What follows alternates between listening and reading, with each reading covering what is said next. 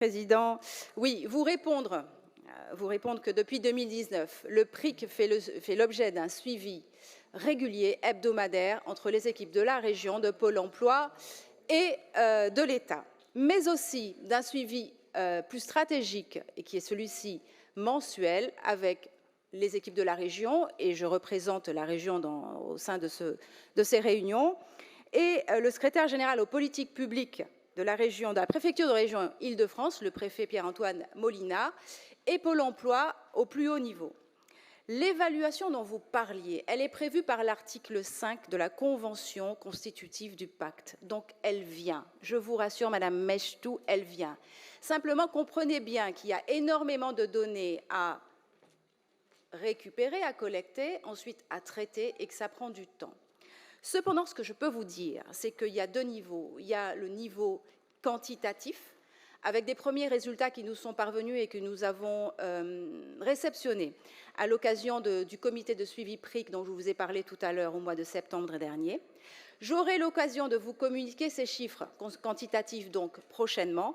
En ce qui concerne l'aspect qualitatif, parce que c'est aussi important, nous avons sélectionné au terme d'une mise en concurrence un opérateur, un cabinet qui va pouvoir travailler sur cette évaluation qualitative et qui a été sélectionné là, il y a quelques semaines, qui nous a présenté sa méthodologie de travail et sa méthodologie de travail, et qui donc va pouvoir commencer à travailler. Nous espérons des résultats sur le plan qualitatif avant la fin de l'année. Je vous les communiquerai.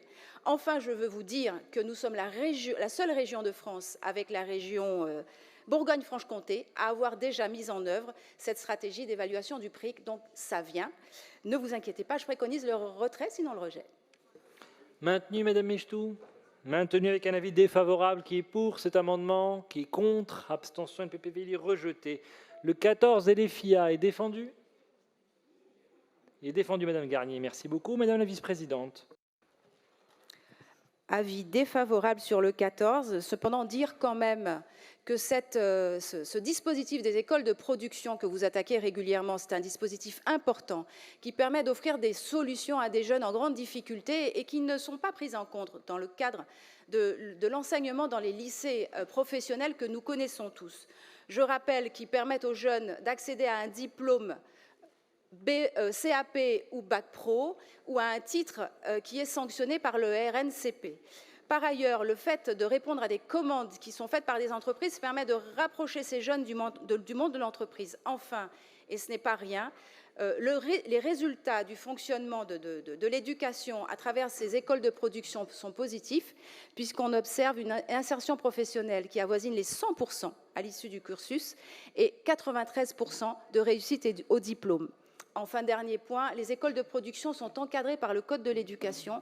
Les jeunes, le statut des jeunes est tout à fait cadré, et donc je ne comprends pas cette opposition systématique que vous avez vis-à-vis de cette voie d'éducation et de formation qui porte ces résultats, puisque 50 jeunes ont été inscrits et ont suivi le parcours cette année avec des résultats positifs. Je préconise le retrait, sinon le rejet.